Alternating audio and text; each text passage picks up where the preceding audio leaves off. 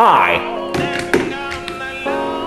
am super against taking action against climate change. And I will tell you why. Sea levels are not rising. That's been proven to be false. Ice caps are not melting. But the levels of CO2 in the atmosphere are going up, and humans probably do contribute to that. I'm not saying it causes more extreme weather. I'm not saying the Earth is getting colder or hotter. I'm not here to talk about whether it's real or not. But I'm gonna give you two scenarios. One, it's very real and the world is ending because of it. And two, it's not real and it's a Chinese conspiracy. I'm gonna give you my answer on both of these so you can adopt a healthy mindset, because my answer to both of them is exactly the same. The answer is, and when I say this, I'm not saying it from a place of ignorance. When I say it's none of my fucking business to try to stop climate change, I really do mean that. Let's take the last crisis in pollution. The last crisis in human pollution, humans polluting, was in the Middle Ages. After the Dark Ages, into the Middle Ages, when people started living in cities and towns, human feces and excrement and urine was everywhere. You could not walk down the streets. People threw it out of their windows. There was no sewage systems in place. A lot of the stones, if you look at the city of Pompeii in Rome that was buried, the stones have stepping stones over the roads, because the roads were filled, even in some Roman cities, with human excrement, feces, mess, animal dung, etc.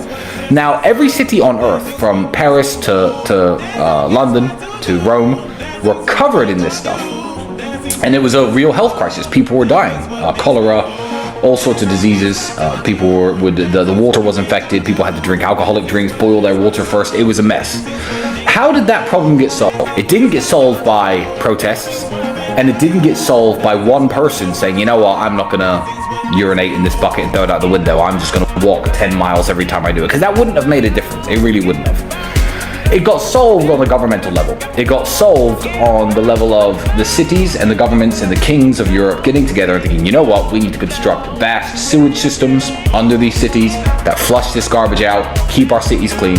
And on a governmental level, when the governments had enough money, the governments fixed the problem. It is not my job to worry about climate change. And it is not my job to worry about climate change, even though I am a man with 28 different supercars in Romania and 3 supercars here in Dubai. Me driving supercars is not going to change the inevitable outcome of this horrible, dangerous climate change that's going to destroy the world. We're doing it's going to destroy the world route right now. What's going to happen is some smartass, some researcher in China, India, Russia, one of the countries that are the future of humanity, is going to realize a way of stopping, or of at least trapping, the carbon dioxide that humans release into the atmosphere and getting rid of it somehow. That's what's going to fix the problem. If you knew that the 9 largest container ships in the world, the 9 largest ships, boats on Earth, pollute more per day than every single car on the roads in the United Kingdom combined, you would understand that living in England and buying a Tesla, which is, by the way, charged by your power plant, which emits coal and CO2 via its coal and oil burning, isn't going to fix the problem. If you buy a Tesla and say it's for climate change, it is a virtue signal. So I'm going to keep my Bugattis, I'm going to keep my Ferraris, and the more cars I buy, the more taxes the government has off me, and the better armed it is to deal with climate change. And if climate change isn't real, then my answer's the same. Not my fucking problem. Not dealing with it. And if I was dealing with it, I'd be wasting the time. I'll talk very briefly about these protesters in England. These are, what are they called? No to oil, insulate Britain. These idiots who keep blocking motorways. Hope I'm not at the front of that line one day. Hope I'm not in England and in a hurry and close enough to see you stuck in my car. That's all I'm gonna say. And I feel like everyone in England should adopt the exact same attitude.